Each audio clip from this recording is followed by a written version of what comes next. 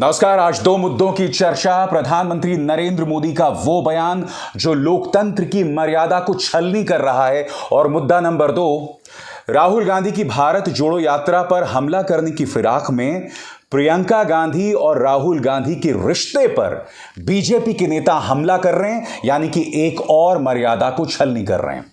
मगर सबसे पहले दोस्तों, प्रधानमंत्री नरेंद्र मोदी के हिमाचल की सोलन में एक सभा में दिए गए बयान की चर्चा। आप जानते हैं प्रधानमंत्री ने क्या कहा? प्रधानमंत्री नरेंद्र मोदी ने कहा कि यह मायने नहीं रखता कि आपका कौन विधायक है, किस सीट से कौन सा व्यक्ति चुनाव लड़ रहा है।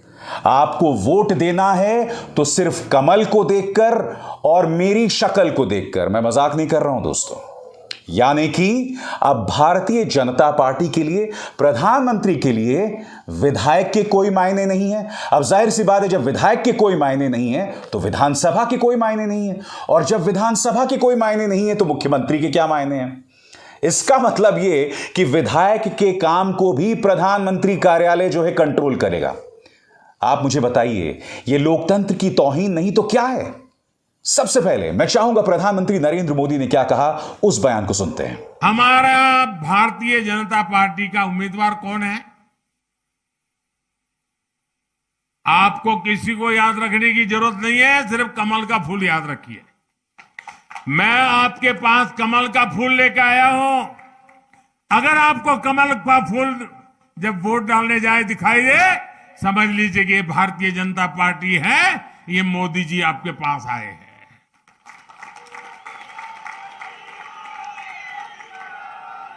आपका एक एक कमल के फूल पर जो वोट पड़ेगा वो सीधा मोदी के खाते में आशीर्वाद के रूप में आएगा। सुना आपने? यानी कि प्रधानमंत्री नरेंद्र मोदी सीधे तौर पर जिस सीट पर लोगों से वोट की अपील कर रहे हैं, वहां पर भारतीय जनता पार्टी का जो भी चेहरा होगा उसकी खुलेआम बेइज्जती कर रहे हैं। यानी कि जनता को बता रहे हैं कि विधायक के लिए कौन चेहरा चुनाव लड़ रहा है कोई मायने नहीं रखता। और दूसरी बात, क्या आपने इस देश में कभी किसी प्रधानमंत्री को देखा है कि वो अपने नाम के आगे जी शब्द जोड़ देते हैं? दोस्तों, धीरे धीरे लोकतंत्र की जो गरिमा की ऐसी तैसी भारतीय जनता पार्टी कर रही है, उसकी ढेरों मिसालें हैं। सबसे पहले दोस्तों, एक लोकतंत्र के अंदर विधायक की अपनी अहमियत होती है। प्रधानमंत्री नरेंद्र मोदी यह बयान देकर उसे तार तार कर रहे हैं।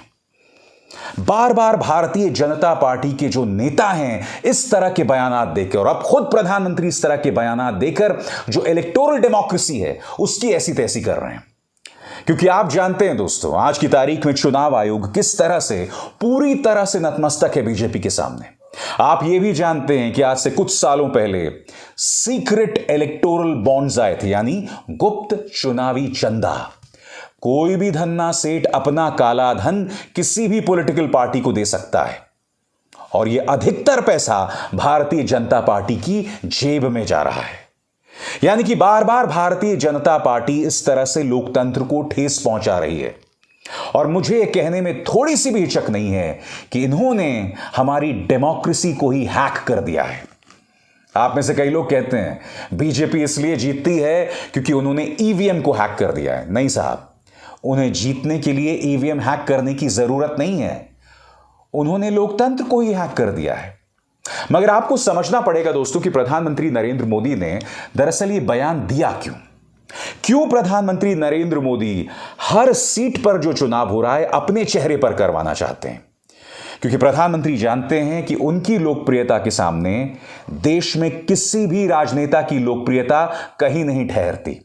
इस वक्त किन्हीं कारणों से वो देश के सबसे लोकप्रिय राजनेता हैं, और भारतीय जनता पार्टी चाहती है कि स्थानीय मुद्दों पर चुनाव होने के बजाय राष्ट्रीय मुद्दों पर चुनाव हो। बंटवारा पैदा करने वाले, विभाजन, दोहराव पैदा करने वाले मुद्दों पर चुनाव हो। और आप देख रहे होंगे कि जैसे जैसे वोटिंग का वक्त करीब आ रहा है, भारतीय जनता पार्टी के नेता इसी तरह के बयानात दे रहे हैं।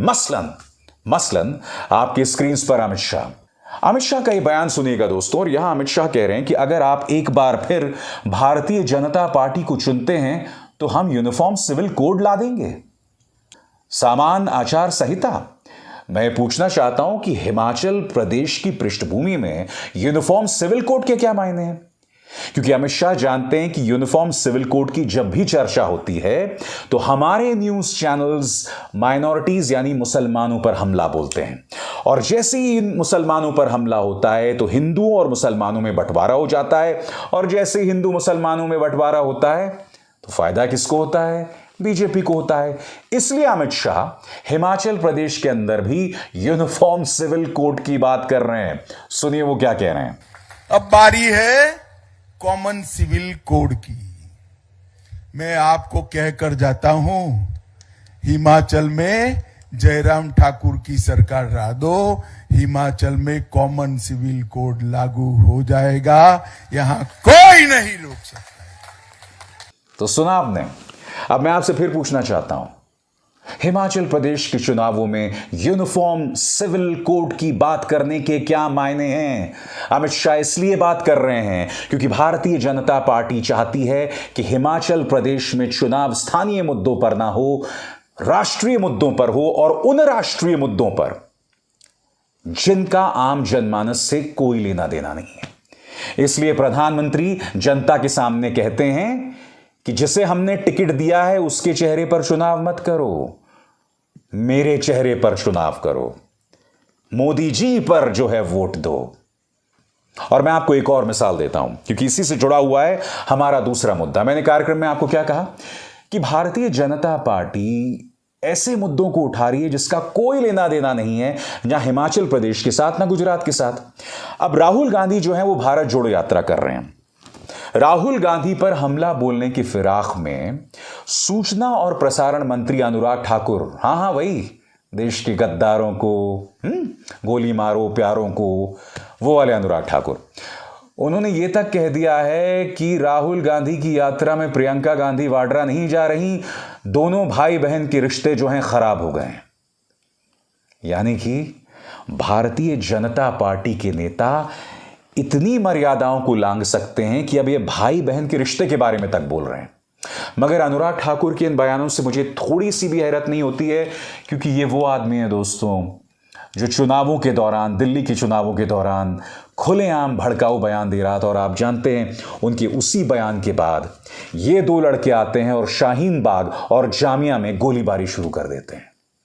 इसलिए अगर अनुराग ठाकुर ने प्रियंका गांधी और राहुल गांधी के बारे में एक वाहियात बयान दिया है तो मुझे बिल्कुल भी अचरज नहीं है। सुनिए उन्होंने क्या कहा। या भाई ने बहन को याद ही नहीं किया है। ऐसा क्या कारण है कि भाई बहन की बन नहीं रही, या उसको यात्रा में चाहते नहीं है? क्या कारण है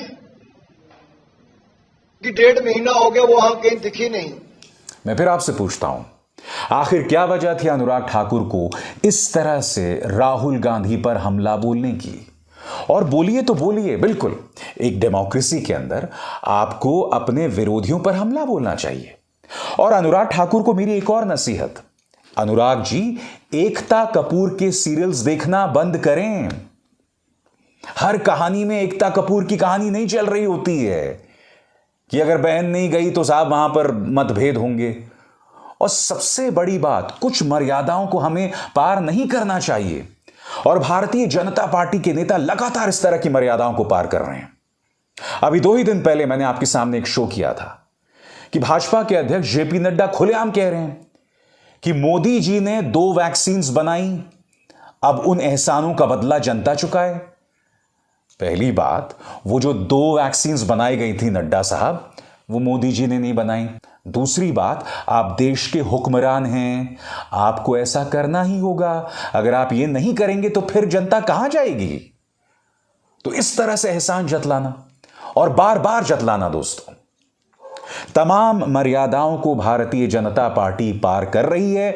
इनका मकसद सिर्फ यही है कि चुनाव जीतो। इसके लिए कुछ भी कह सकते हैं। ये भी कह सकते हैं कि बीजेपी का कैंडिडेट कोई मायने नहीं रखता। ये भी कह सकते हैं कि राहुल गांधी और उनकी बहन में जो है रिश्ते ठीक नहीं हैं। वो ये भी कह सकते हैं कि साहब आप हमें सरकार में दोबारा चुनकर ला दो, हम यूनिफॉर्म सिविल कोड ला देंगे। बेफजूल के मुद्दे और बेगानी शादी में अब्दुल्ला दीवाना। मगर दोस्तों हकीकत यह है कि ये न्यू इंडिया की राजनीति का स्वरूप है। अब भारतीय जनता पार्टी ऐसे ही राजनीति खेलती है और आगे भी ऐसे ही राजनीति खेलते आएगी। अभिसार शर्मा को दीजिए इजाजत। नमस्कार।